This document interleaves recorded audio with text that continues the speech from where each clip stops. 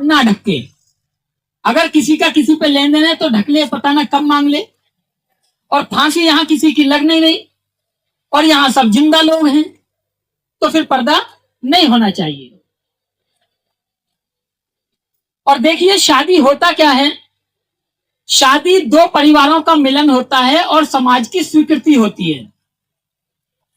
अगर ये बच्चे यहां से जंगल में जाके 7 फेरे की जगह 70 ले लें तो लोग शादी मानेंगे? नहीं मानेंगे। और अगर यहां कुछ भी ना हो और आप सब मिलकर ये कह दो कोई आज से ये पति पत्नी यानी जीवन साथी और जीवन संगनी, तो यहां कुछ भी ना हो तब भी ये दोनों जीवन साथी और जीवन संगनी। इसलिए पता चलता है कि समाज की स्वीकृति को विवाह कहते हैं। इसके अलावा और शादी कुछ नहीं है। और जब ये शादी यहां हो रही है, एक परंपरा से हो रही है, तो इस परंपरा इस सभ्यता के वाहक आप लोग हैं। आप लोग 2500 साल पुरानी आपकी ये सब, देखिए 2500 साल पुरानी आपकी सभ्यता है ये, जिस परंपरा से यहां आज विवाह संपन्न हो रहा है। 14 अक्टूबर 1956 को जब बाबा साहब बौद्ध धर्म ग्रहण कर रहे थे, उस बौद्ध ग्रहण संस्कार में एक व्यक्ति थे विष्णु कुमार कर्णक। उनकी शादी हो चुकी थी, जिनसे शादी होने थी वो लड़की भी उस 14 अक्टूबर 1956 को बाबा साहब के उस दीक्षा समारोह में अवेलेबल थे। उन्होंने दीक्षा ली थी बाबा साहब के साथ, विष्णु कुमार कर्णक ने। पंते जी अपना स्थान ग्रहण करें। जब विष्णु कुमार कर्णक ने और उनकी मंगेतर ने 14 अक्टूबर 1956 को बौद्ध धर्म ग्रहण किया, उनकी शादी 9 दिसंबर 1956 को होनी थी। तो उन्होंने 26 नवंबर को बाबा साहब को एक खत लिखा और उस खत में पूछा कि बाबा साहब हम शादी कैसे करें। तो नानक चंद्र तू अपनी किताब में लिखते हैं, आज मैंने कई साथियों को वो चिट्ठी भी और वो रेफरेंस भी यहां दिखाया।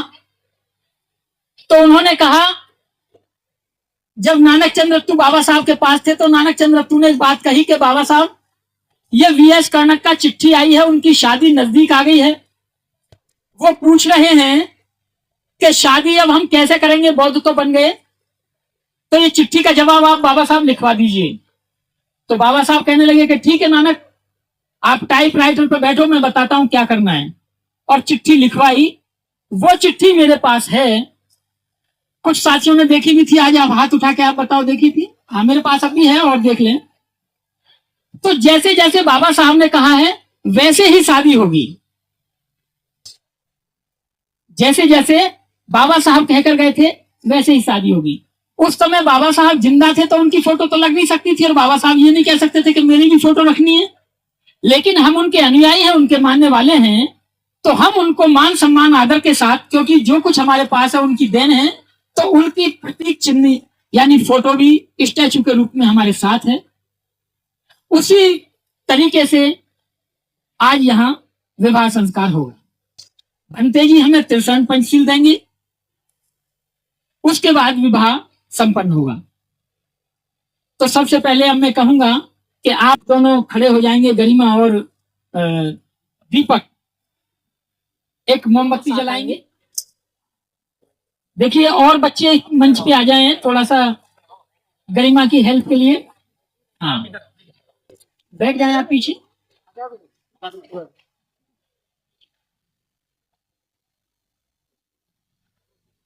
और देखिए मैं आपको बता दूं, थोड़ा सा इधर ध्यान देंगे कि दोनों हाथों का इस्तेमाल करेंगे। किस तरीके से 1.5 हाथ से निकलेंगे। फूल भी लेंगे तो कैसे चढ़ाएंगे एक बार मैं आपको बता देता हूं, मैं दिखा देता हूं आपको। आप ऐसे फूल लेंगे, यहां से उठाएंगे इस तरीके से दोनों हाथों से, और ऐसे करेंगे, ऐसे करेंगे और ऐसे करेंगे 3 बार। फिर जब ऐसे फूल चरणों में चढ़ाएंगे, ठीक है? हाँ तो पहले आप दोनों एक मोमबत्ती जलाइए साथ मिलकर, दोनों हाथों से मोमबत्ती पकड़िए। आइए भैया सभी साथी इधर आए। हाँ हाँ सर, हाँ हाँ हेलो सामने इधर देखो भैया बाबू जी।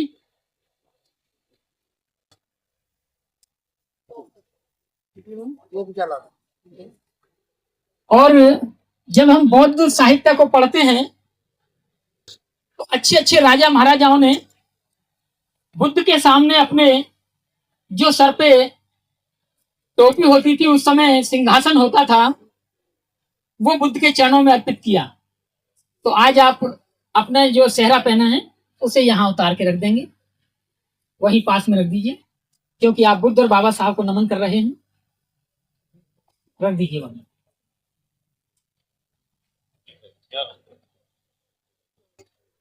अब दोनों आप फूल लेंगे और बुद्ध और बाबा साहब के चरणों में फूल अर्पित करेंगे।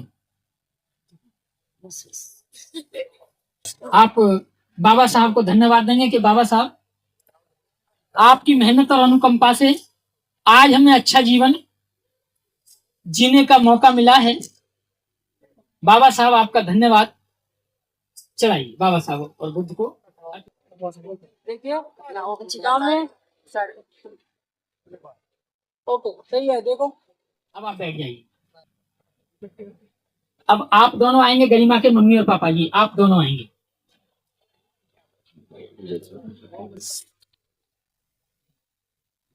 आप दोनों भी मिलके एक मोमबत्ती जलाएंगे। इससे मोमबत्ती जलाएंगे। पहले इधर ध्यान दें, उखाड़े नहीं, ये मोमबत्ती है। इस दोनों हाथ लगाइए, दोनों हाथों से और जलाइए। भैया फोटो लेते रहना, वीडियो बनाते रहना। दोनों को इसलिए क्योंकि जब से ये दोनों जीवन साथी और जीवन संगनी बने,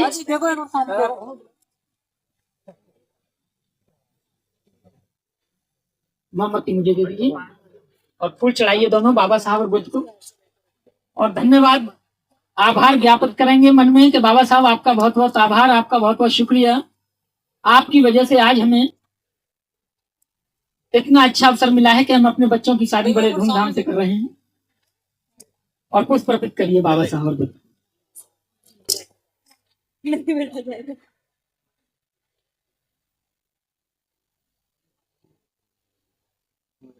महाकारुणिक तथागत बुद्ध के चरणों में भी बाबा साहब ने उन्हें अपना गुरु माना। अब पक्के पिताजी आप भी आइए।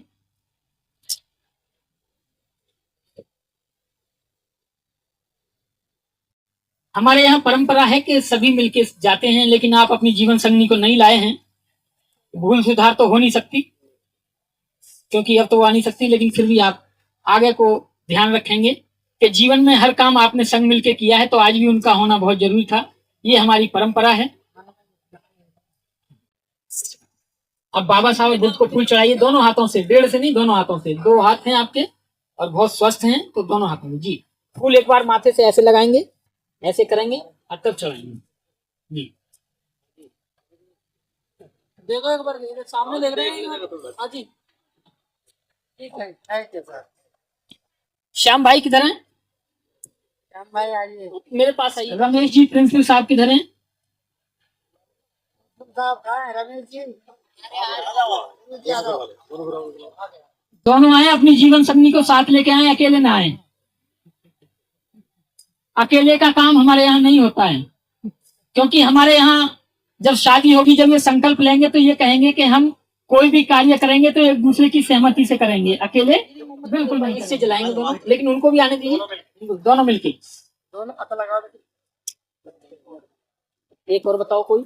अच्छा इधर देख के है ना, एक व्यक्ति देखो थोड़ा आप पीछे दो। डॉक्टर साहब एचएल धवन जी वो भी आए और अपनी जीवन संगनी के साथ फूल चढ़ाएंगे, पुष्प लेंगे दोनों। पुष्पों को अपने सर से लगाएंगे पहले इस तरीके से, और फिर बुद्ध और परम श्रद्धेय बाबा साहब के चरणों में पुष्प अर्पित करेंगे। डॉक्टर साहब एचएल धवन जी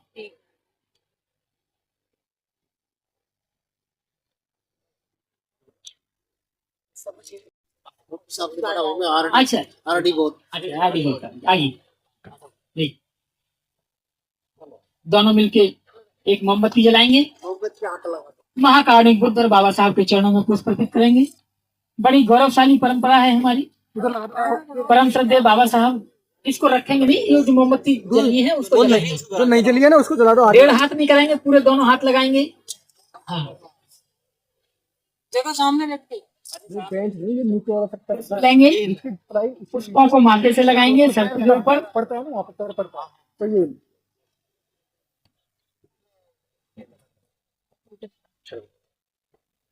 महाकारुणिक तथागत बुद्ध के चरणों में भी, महाकारुणिक तथागत बुद्ध और हम सबके मसीहा परम श्रद्धेय बाबा साहब के चरणों में पुष्प अर्पित करेंगे।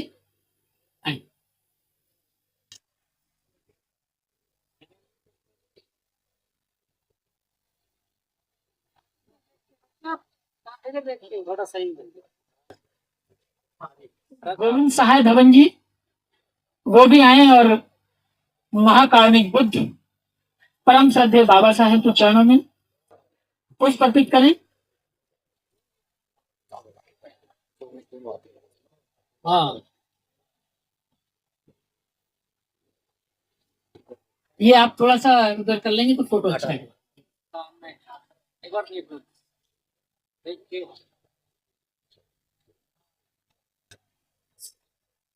पुष्प लेंगे, पुष्प अर्पित करेंगे महाकारुणिक तथागत बुद्ध परम श्रद्धेय बाबा साहब के चरणों में।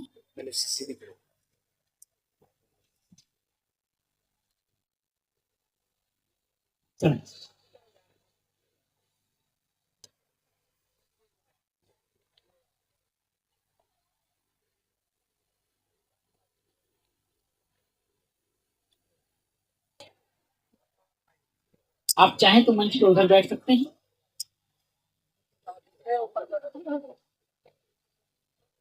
देखिए, अब हम भंते जी से याचना करेंगे कि भंते जी आप हमें हमारे अच्छे जीवन जीने के लिए, हमारे जीवन को श्रेष्ठ बनाने के लिए इसको बताओ, आप हमें त्रिशरण और पंचशील दीजिए। भंते जी हमें त्रिशरण पंचशील देंगे, हम त्रिशरण पंचशील ग्रहण करेंगे। त्रिशरण और पंचशील क्यों जरूरी है जीवन के लिए, हर व्यक्ति के लिए, हर महिला के लिए, हर बच्चे के लिए, उसके बारे में मैं भी प्रकाश डालूंगा। लेकिन उससे पहले हमारे बौद्धों की परंपरा है कि बौद्ध लोग जब त्रिशरण पंचशील लेते हैं, चाहे महिला है चाहे पुरुष है, उसके सर पे कोई पगड़ी पल्लू या किसी तरह का कोई टोपी कैप नहीं होनी चाहिए। तो जो भी साथी यहाँ बैठे हैं वो अपनी पगड़ी कैप, महिलाएं अपने पल्लू को पीछे कर लें और पगड़ी उतार के अपने पास रख लें, चाहे फिर पहन लें। आदमी बुजुर्ग और जवान कैसे पहचाना जाता है? जिस आदमी के घुटनों में जान होती है वो 80 साल का है और सीढ़ी चढ़ सकता है तो वो जवान है, और कोई जवान आदमी 18 साल का और घुटने बेकार हो चुके हैं तो वो बुजुर्ग के समान है। ऐसा ही है। तो बौद्धों की परंपरा है कि वो कैसे बैठते हैं, इससे पता चलता है कि जवान कौन है और बुजुर्ग कौन है। तो जो अपने आप को जवान समझे, तो जैसे बौद्ध लोग बैठते हैं याचना करते समय, त्रिशरण पंचशील लेते समय, वो वैसे बैठे। परेशानी है तो ये ना दिखाएं कि मैं जवान हूं, बुजुर्ग रहे तो ही अच्छा है। ठीक है, देखिए जैसे भाई श्याम जी बैठे हैं इस तरीके से बैठेंगे। हाँ हाँ, आप भी इस तरीके से बैठेंगे। बैठ सको तो बैठ जाओ। हाँ, नहीं जवान है वो बैठ सकते हैं। जिनको घुटनों में प्रॉब्लम है और सच में बीमार हैं, वो अपनी अवस्था के साथ बैठ सकते हैं, जैसे उनको अच्छा लगे। ठीक है। अब मैं भंते जी से याचना करूंगा, ये माइक भंते जी को दे दीजिए। उसके बाद में भंते जी हमें त्रिशरण पंचशील देंगे। जिनको याचना आती है, त्रिशरण पंचशील आते हैं, वो साथ बोलें, लय में बोलें, ज्यादा तेज ना बोलें, ज्यादा धीमे ना बोलें। जिनको नहीं आती है वो सीखने का प्रयास करें। बुद्धं नमामि, धम्मं नमामि, संघं नमामि,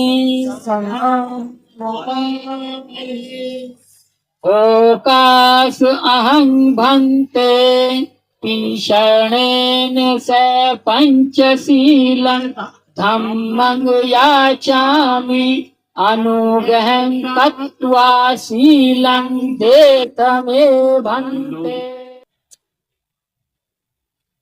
मेरे बाद में बोलेंगे ये जो धम्मा नमामि संघा नमामि।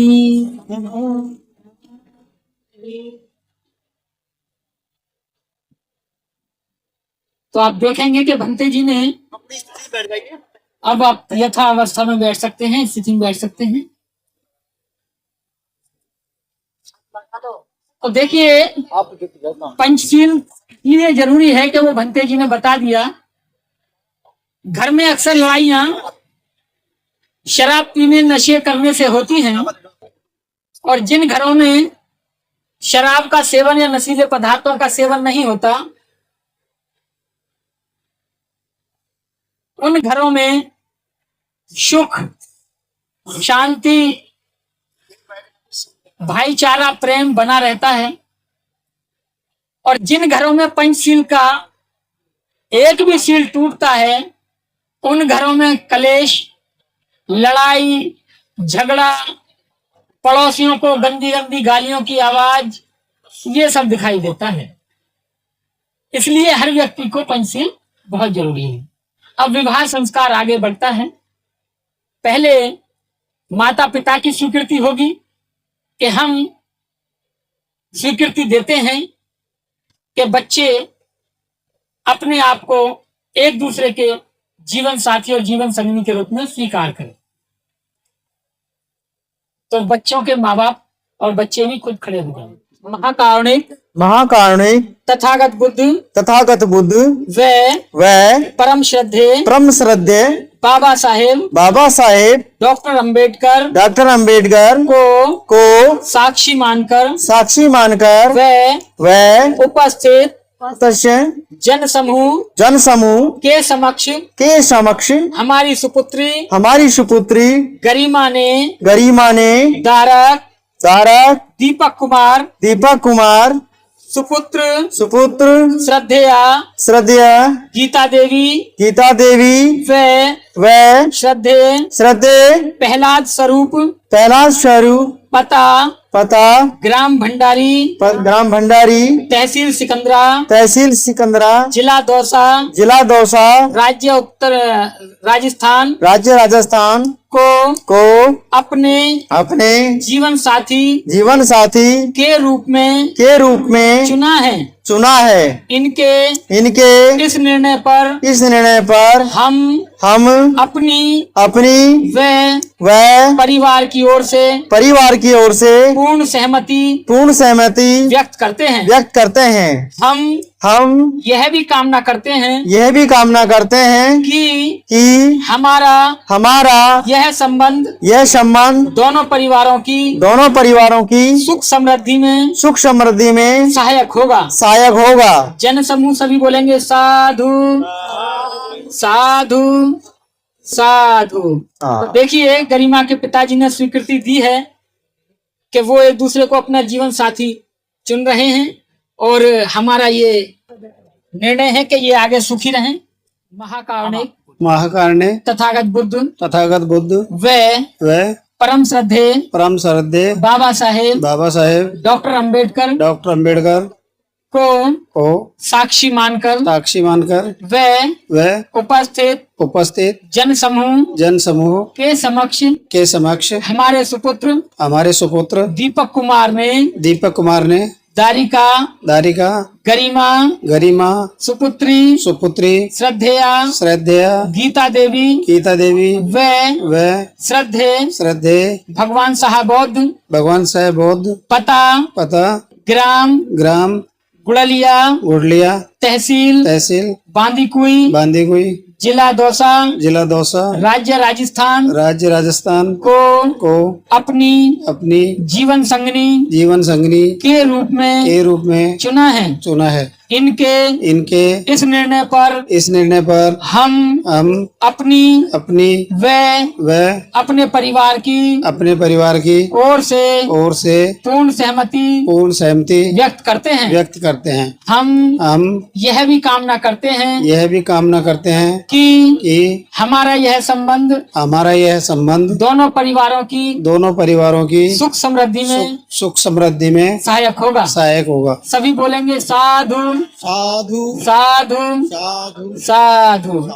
देखिए, माँ बाप की स्वीकृति हो चुकी है, अब लड़की और लड़के की स्वीकृति होगी।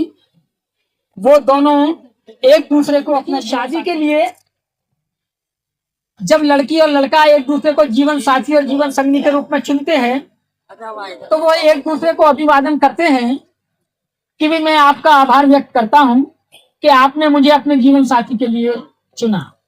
लड़की कहती है कि आपने मुझे अपनी जीवन संगनी के लिए चुना, तो आपका बहुत बहुत शुक्रिया। ये आभार फूल देकर भी हो सकता है, फूलों का बुक्का देकर भी हो सकता है, और एक दूसरे को माला पहनाकर भी हो सकता है।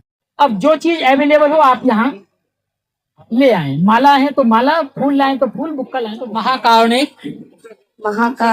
तथागत बुद्ध वे परम श्रद्धेय बाबा साहेब डॉक्टर अंबेडकर भाई साहब, माइक सही से लगे।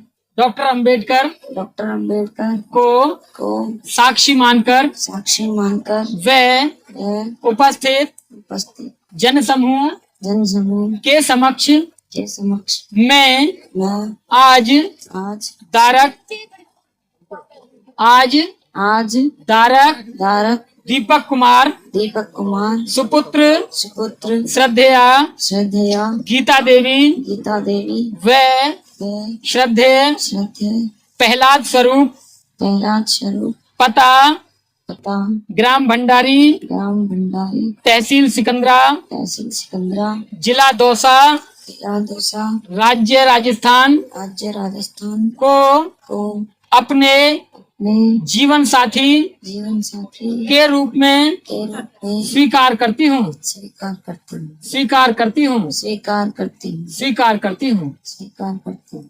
अब आप इनके गले में माला डालो।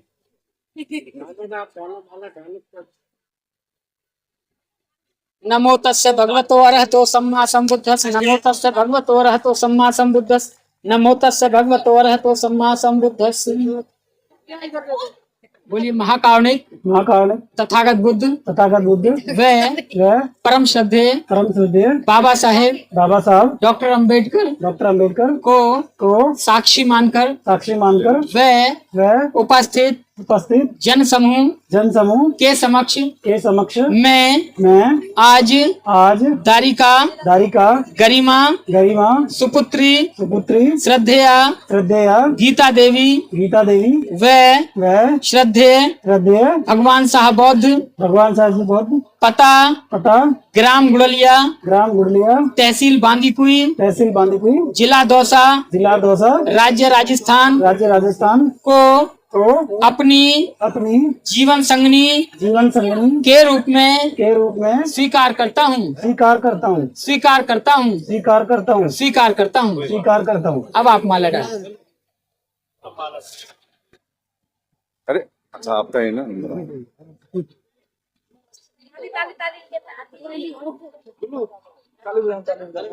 नमो तस्य भगवतो अरहतो सम्मा सम्बुद्धस्स। नमो तस्य भगवतो अरहतो सम्मा सम्बुद्धस्स।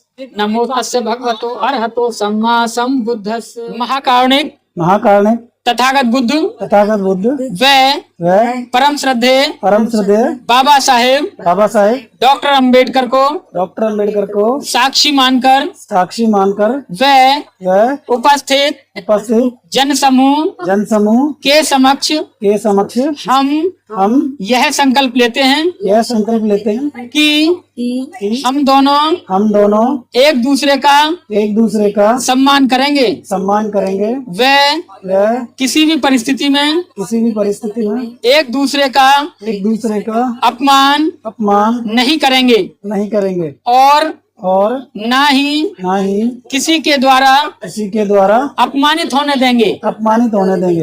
सभी बोलेंगे साधु साधु साधु।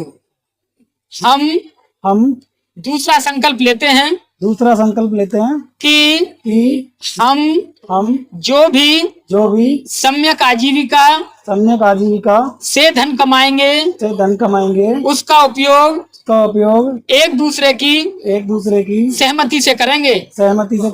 किसी भी परिस्थिति में एक दूसरे को विश्वास में लिए बिना धन खर्च नहीं करेंगे और ना ही धन का अपव्यय अर्थात दुरुपयोग नहीं करेंगे।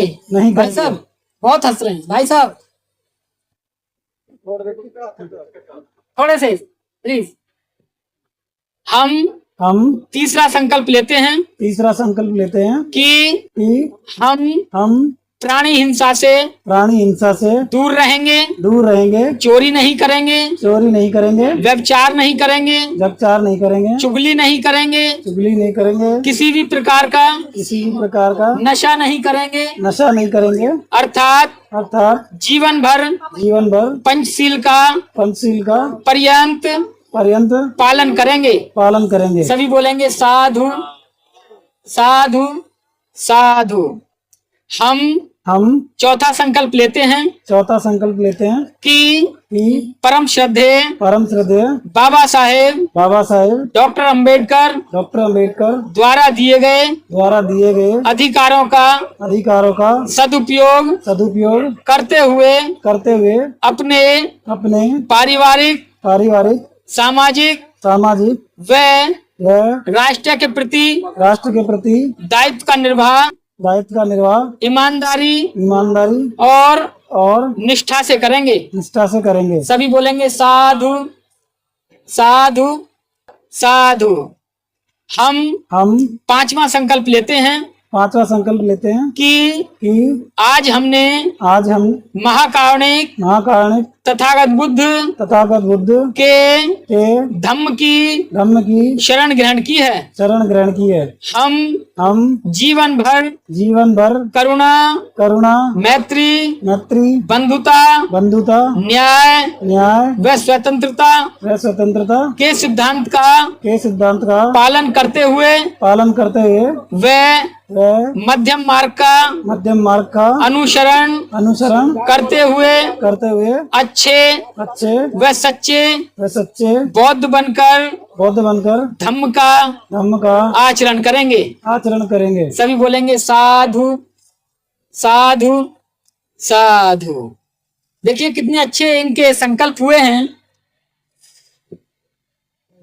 कि कभी एक दूसरे का अपमान नहीं करेंगे, ना दूसरे से होने देंगे, जीवन भर पंचशील का पालन करेंगे, देश के प्रति, सामाजिक राष्ट्र के प्रति, परिवार के प्रति जो भी जिम्मेदारियां हैं उनका निर्वाह करेंगे, जिसमें परिवार भी आता है, रिश्तेदार भी आते हैं, जिला भी आता है, तहसील भी आती है, राज्य भी आता है, पूरा देश भी आता है।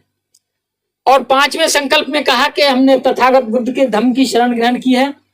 हम जीवन में अच्छे और सच्चे बौद्ध बनकर बौद्ध धम्म का प्रचार प्रसार करेंगे, राष्ट्र के प्रति जो भी हमारा दायित्व है उसका निर्वाह करेंगे। ये संकल्प इन्होंने लिए हैं। तो देखिए एक अच्छे नागरिक की यही पहचान होती है। पहले हम इस देश के सबसे पहले नागरिक हैं, फिर हम धर्म में बंधे हुए लोग हैं, कोई किसी धर्म का, कोई किसी का, उसके बाद में हम सामाजिक हैं, लेकिन सबसे पहले देश के नागरिक हैं। ये इनके संकल्प हुए। विवाह यहाँ संपन्न हुआ। इन्होंने एक दूसरे को आभार व्यक्त किया, माला पहना कर आपने मुझे जीवन साथी चुना, जीवन संगी चुना। अब ये यहाँ बैठेंगे और आप लोग इनके अच्छे जीवन की मंगल कामना करेंगे। अष्ट मंगल गाथा का हम लोग उद्घोष करेंगे। जीवन में आदमी जीवन है, मनुष्य का जीवन है, तो दुख आते जाते रहते हैं। यही ऐसे ही दुख महाकारुणिक तथागत बुद्ध के जीवन में आए और बुद्ध ने अपने धैर्य से, अपने ज्ञान से, अपने विवेक से उन 8 बुरे समय पे विजय प्राप्त की। जैसे अंगुलीमाल ने उन्हें मारना चाहा, जैसे नालागिरी हाथी को शराब पिलाई और उनके सामने छोड़ा गया, जैसे चिंचा ने उन पे आरोप लगाया, ऐसे ही 8 मौके आए जब बुद्ध को बदनाम और मारने की कोशिश की गई, तो उन्हीं अष्टमंगल गाथा को गाते हुए हम इनके ऊपर पुष्प वर्षा करेंगे और उस अष्टमंगल गाथा का पाठ करेंगे। अब आप फूल ले लेंगे, यहां भी रखे मेरे पास में कुछ, और जिनको अष्टमंगल गाथा आती है वो गाते हुए जब हम बोलेंगे जय मंगलानी, तब आपको ये पुष्प इनके ऊपर डालने हैं। अब आप यहाँ बैठ जाएंगे। सहस